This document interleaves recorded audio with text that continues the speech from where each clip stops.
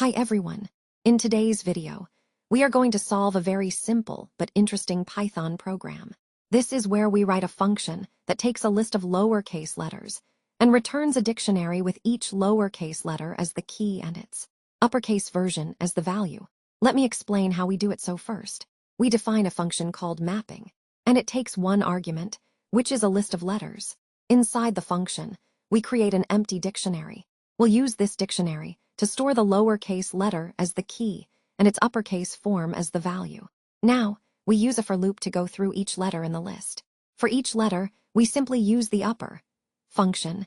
This converts the lowercase letter into its uppercase form. Then we store it in the dictionary like this. Result letter equals sign letter upper. Finally, after the loop is done, we return the dictionary. Let me show you a few examples now.